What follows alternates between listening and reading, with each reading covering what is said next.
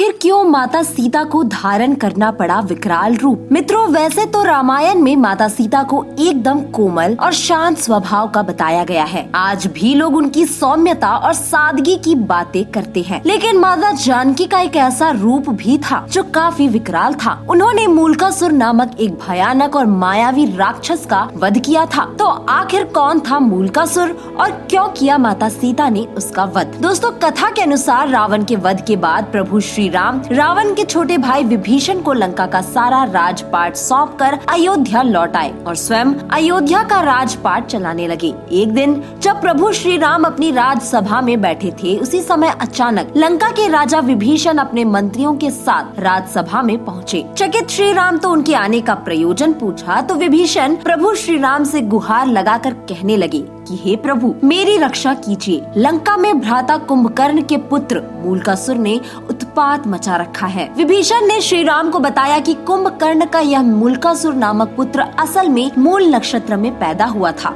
जिसकी वजह से कुंभकर्ण ने इसे जंगल में फेंकवा दिया था। जंगल में फेंके जाने पर इसका पालन पोषण मधुमक्खियों ने किया। मूलकासुर जंगल में ही बड़ा हुआ और बड़े होकर ब्रह्मा जी की घोर तपस्या की। उनकी तपस्या से प्रसन्न होकर ब्रह्मा जी ने उसे वरदान दिया। उसी वरदान की वजह से वो बहुत शक्तिशाली हो गया है और अब लंका में उत्पात मचा रहा है। हे प्रभु, जब उसे अपने पिता के वध के बारे में पता चला तो उसने यह प्रण ले लिया कि मैं पहले घर के भेदी विभीषण को मारूंगा और इसके बाद अपने पिता के हत्यारे को यानी राम को। विभीषण की व्यथा सुनकर प्रभु श्री राम ने महाबली हनुमान और लक्ष्मण जी की सेना को लेकर लंका भेजा।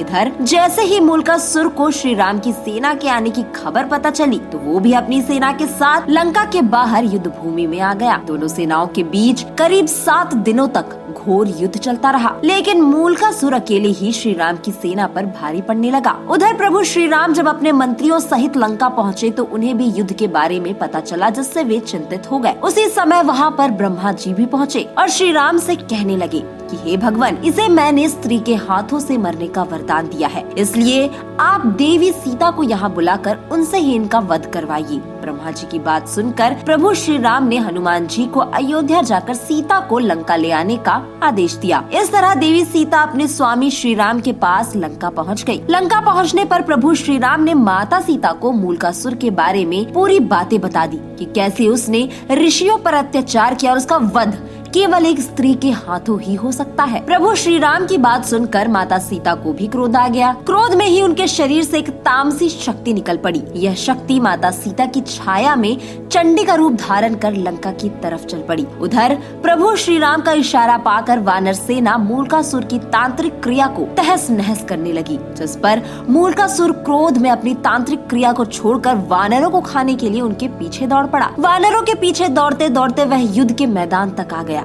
युद्ध के मैदान में पहुंचकर जब उसने माता सीता की छाया को देखा तो गरज कर बोला, देवी आप यहाँ से चली जाइए, मैं स्त्रियों पर वार नहीं करता। इस पर माता सीता की छाया ने गर्जना करते हुए कहा कि मैं तुम्हारी मौत चंडी हूँ। तूने मेरा नाम लेने वाले ऋषि मुनियों का भक्षण किया था, इसलिए अब मैं तुझे मारकर सबको तेरे आतंक से मुक्ति दिलाऊंगी। इतना कहकर देवी छाया सीता ने मूलकासुर पर एक के बाद एक 5 बाण चलाए। दोनों में घोर युद्ध हुआ। अंत में छाया सीता ने चंडिकास्त्र का प्रयोग करते हुए मूलकासुर का वध कर दिया। मूलकासुर का वध करने के बाद छाया सीता वापस लौटकर माता सीता के शरीर में प्रवेश कर गई और इस तरह से माता सीता ने सबको मूलकासुर के आतंक से मुक्ति दिलाई।